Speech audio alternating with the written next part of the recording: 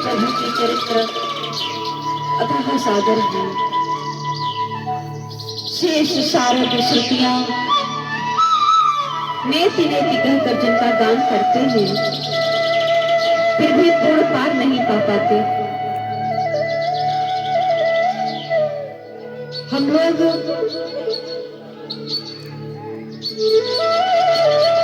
प्रभु के प्रेमी बनकर उनकी कथा श्रवण कर रहे हैं और बदले में केवल उनकी प्रेमाभक्ति की आकांक्षा करते हुए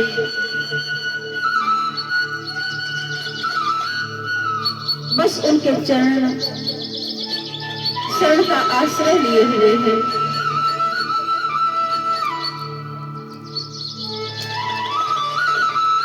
भक्तों की कथा श्रवण करने से भक्तों के लक्षण हमारे अंदर विद्यमान होते हैं और इसी भाव को पुष्ट करने के लिए हम लोग नित्य प्रति एक भक्त चरित्र श्रवण करते हैं।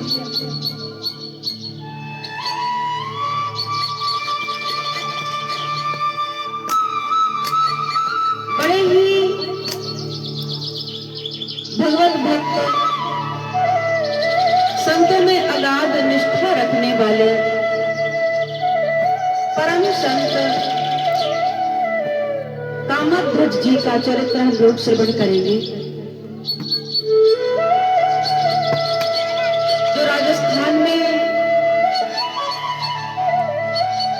उदयपुर में स्थित एक ग्राम में इनका जन्म हुआ और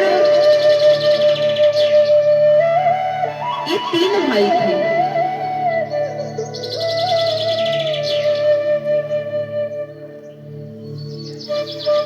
दो भाई महाराज राणा जी के यहाँ दरबारी थे और अच्छा वेतन पाते थे।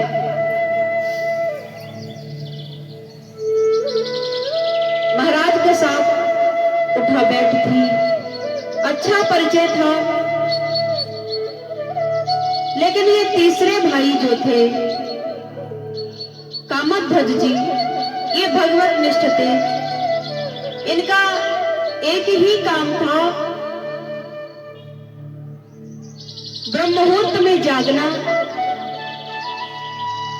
और नित्य क्रिया के बाद सीधे जंगल में प्रस्थान करते थे। वहां एकाग्रचित होकर के प्रभु का नाम जप करना, उनका कीर्तन करना, यही कार्य था। और उदर पूर्ति के लिए जो भूख लगती थी तो घर पर आते थे प्रसादी पाने। प्रसादी पाकर के पुनः जंगल में चले जाते।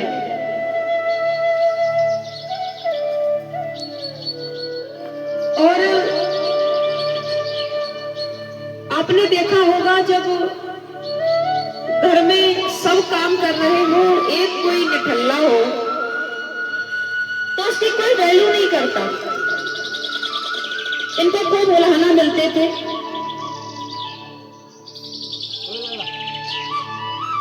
दोनों भाई खूब ताना तंज कसते थे। जब ये प्रसादी पाने आते तो बड़े उलाहने मिलते और भाई दोनों कहते, काम के न काज के, दुश्मन अनाज के। बस कोई कामकाज तो होता नहीं, बस खाने पर ही रहते हो। लेकिन ये तो संत हैं, संतों को निंदा स्तुति से कोई प्रयोजन नहीं रहता, मान अपमान से कोई प्रयोजन नहीं होता।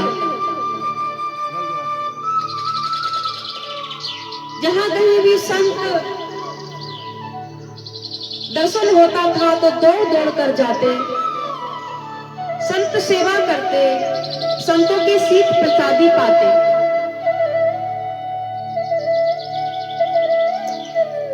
देखिए, संतों को समझने के लिए सबसे पहली बात है कि हमें स्वयं संत बनना होगा। एक संत हृदय ही संत को समझ सकता है। जब हमारा हृदय संत हृदय बन जाता है, तभी संतों में निष्ठा होती है, तभी संतों से प्रेम होता है।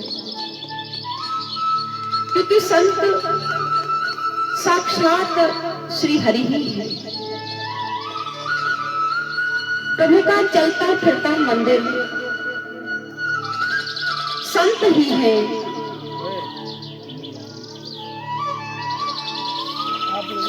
मानस में भी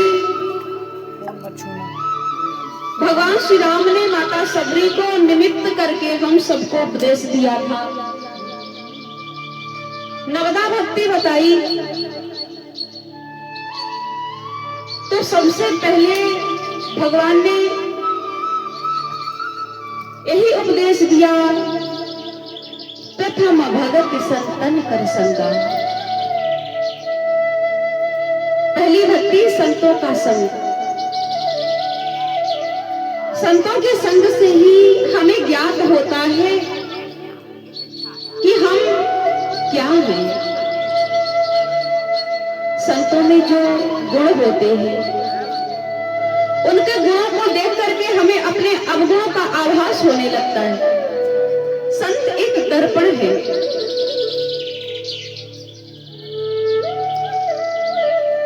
तो संतों को समझने के लिए हमें पहले खुद संत बनना पड़ेगा। कामध्वज जी का नित्य यही क्रिया थी, संतों का दर्शन, संतों की सेवा, शीत प्रसादी पाना। और अधिक से अधिक संसार से वृत्ति हो गई थी। संसारी जनों से ज्यादा वार्तालाप नहीं करते थे, ना ही संसार में बैठते, ना ही संसारी लोगों से वार्ता करते। और जब भूख लगती तो घर पर आ जाते थे। एक दिन सब भाइयों ने इकट्ठा होकर के इनसे कहा, परिवार के जनों ने,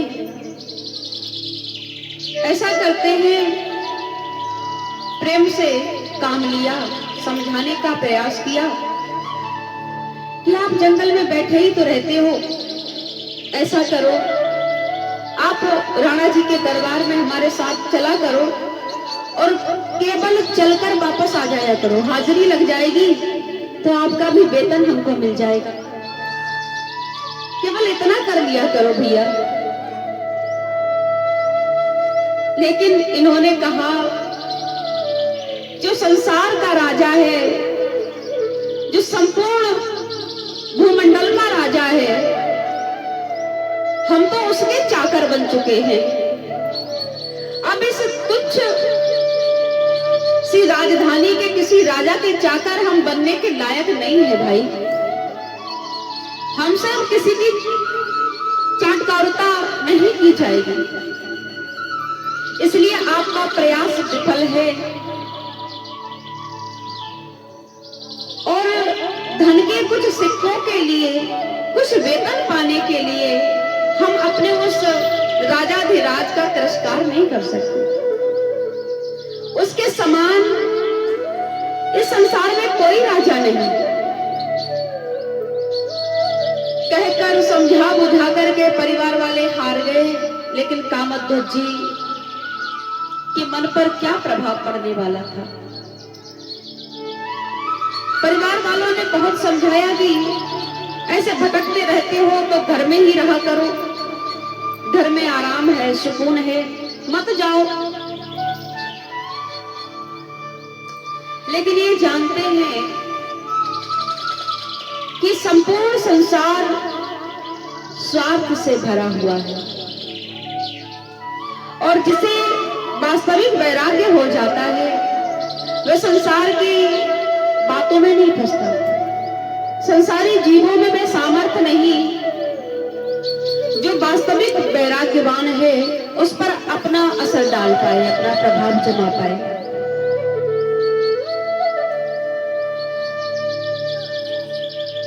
घर वाले सोच रहे थे कि जब प्रेम से कहेंगे तो हो सकता है कि दरबार में हाजिरी लगा दें और हमको इनका वेतन मिल जाए, यही प्रयोजन था। जब उन्होंने समझा बुझा करके देख लिया, कामध्वज जी के मन में कोई भी प्रभाव नहीं पड़ा, इनकार कर दिया। तब फिर भोजन देने में भी दिक्कत होने लगी। ये संसार बड़ा स्वार्थी है भाई। जब तक इस संसार के हम लायक रहते हैं तब तक तो बड़ा प्रेम करता है यह संसार, समस्त रिश्ते नाते। और जब हम किसी के लायक नहीं रहते तब हमारा हाल भी कोई नहीं पूछता। ये संसार की सत्यता है, यही सच्चाई है। यूं ही बाबा ने नहीं लिख दिया, सुर नर मुनि सबकी ये हरीति, स्वार्थ लाग करहि सब प्रीति। यहाँ सब स्वार्थ से प्रेम करते हैं, कोई किसी से प्रेम नहीं करता। सब अपने अपने स्वार्थ में पगे हुए हैं, कोई किसी से प्रेम नहीं करता। कामध्वज जी को जब घर में तिरस्कृत करने लगे लोग, सोचा कि जो संपूर्ण ब्रह्मांड की रक्षा करता है, ध्यान रखता है, जो चींटी से लेकर के हाथी तक के भोजन की व्यवस्था रखता है, तो क्या वह मेरे लिए भोजन की व्यवस्था नहीं करेगा? तत्काल घर का त्याग कर दिया। वह तो बाल्यावस्था से ही व्रत थे, उनको परिवार में, संसार में कोई मोह नहीं था। उनको ग्रह त्यागने में भी कोई भी क्लेश नहीं हुआ। ऐसे घर को छोड़ दिया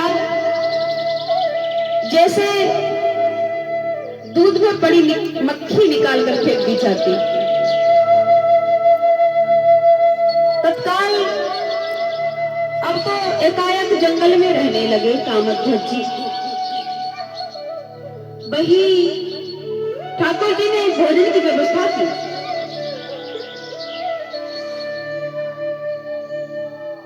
ठाकुर जी किसी न किसी स्वरूप में उनको भोजन लेकर आने लगे और आनंद से कामध्वज जी भजन करने लगे। और इस प्रकार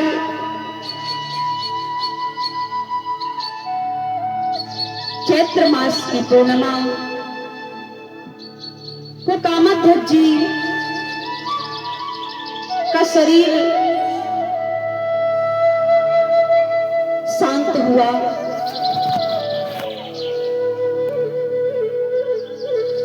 जंगल में वह शरीर पड़ा है, आत्मा तो प्रभु में लीन हो गई, प्रभु में ही समाहित हो गई। शरीर पड़ा है जंगल में, तो घर वालों को कोई फिक्र नहीं है, क्योंकि वैसे भी कोई ध्यान नहीं रखता था। पूरा दिन हो गया, किसी को कोई ध्यान नहीं, और उनके बारे में जानने का प्रयास भी त्यागा था। जो संपूर्ण पृथ्वी का ध्यान रखने वाले हैं, संपूर्ण भूमंडल का ध्यान रखने वाले हैं, वे शांत कैसे बैठ सकते थे? उन्होंने तत्काल ये कार्यभार अनंत बलवंत भक्तराज श्री हनुमान जी महाराज को सौंपा। हनुमान जी महाराज से कहा कि जाओ और मेरे भक्त की अंत्येष्टि अपने हाथों से करो। परम सौभाग्य की प्राप्ति श्री कामध्वज जी महाराज। हनुमान जी महाराज ने जंगल से चंदन की लकड़ी इकट्ठी की और तुलसी की लकड़ियों में, चंदन की लकड़ियों में एक विशाल चिता का निर्माण किया और अपने हाथों से अंत्येष्टि की। उस जंगल में एक विशाल प्रेतों का समूह रहता था।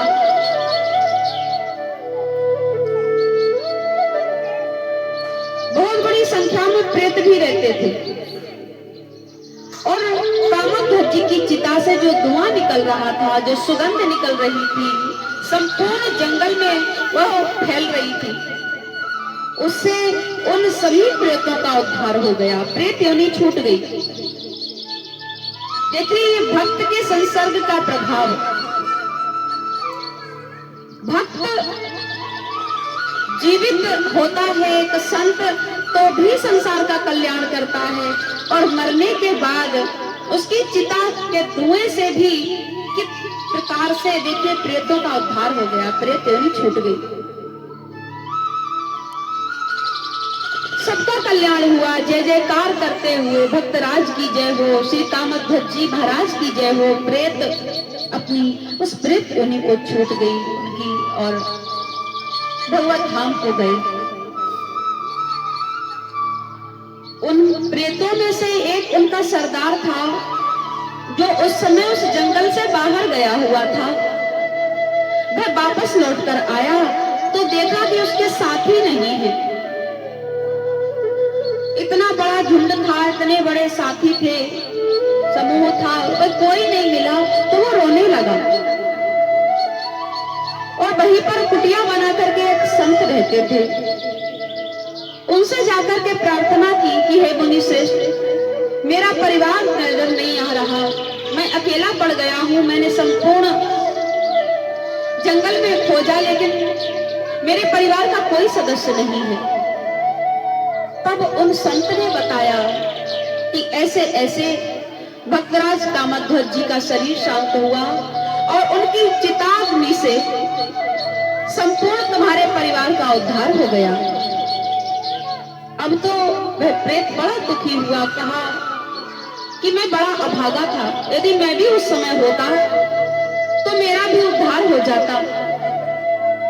प्रार्थना करने लगा उन संत से कि हे कृपालु, संत तो बड़े दया के धाम होते हैं, आप मेरे ऊपर अनुग्रह करिए, कृपा करिए। ये चिताग्नि अभी पूर्णतया समाप्त नहीं हुई है, इसमें थोड़ी काष्ठ डाल दीजिए जिससे ये पुनः प्रज्वलित हो जाए और मेरा भी उद्धार हो जाए। और वह जब इस प्रकार से अनुनय विनय की तो महात्मा जी को दया आई और उन्होंने उस चिता में थोड़ी सी काष्ठ इकट्ठी की और डाली और वैसा ही हुआ। उस चिताग्नि से उस प्रेत का भी उद्धार हुआ, वह भी प्रेत योनि से मुक्त हुआ और भगवत धाम को प्राप्त हुआ। बोली भक्तवत्सल भगवान की, भक्त और भगवान की जय जय श्री राधे। संसार का कोई भी कार्य भक्ति से बड़ा नहीं हो सकता। हमारा और आपका जन्म केवल और केवल भगवत प्राप्ति के निमित्त हुआ है। न जाने कितने जन्मों में हमने धन एकत्र किया, संतान उत्पत्ति की और यश वैभव पद प्रतिष्ठा सब प्राप्त कर चुके हैं। प्राप्त नहीं हुई है तो केवल भगवत भक्ति। तो प्रयासरत रह करके इन सभी वस्तुओं से मन हटा करके केवल प्रभु के चरणों में लगाओ। प्रभु बड़े दयालु हैं। वह कहते हैं कि तू मेरे तरफ 2 कदम बढ़ाकर तो देख, मैं तो तुझे गोद में लेने को खड़ा हूं। प्रभु कहते हैं तू मेरे लिए 2 आंसू बहाकर तो देख, मैं तेरे लिए दरिया ना बहा दूं तो कहना। तू मेरे लिए कुछ धन खर्च करके तो देख, मैं तेरे लिए कुबेर के भंडार न खोल दूं तो कहना। बड़ी दयालु है, उनकी दयालुता का वर्णन वाणी से परे है। उनकी दयालुता का तो भाव केवल भक्त ही समझ सकते हैं, वो कितने दयालु हैं। बोलो गोविंद भगवान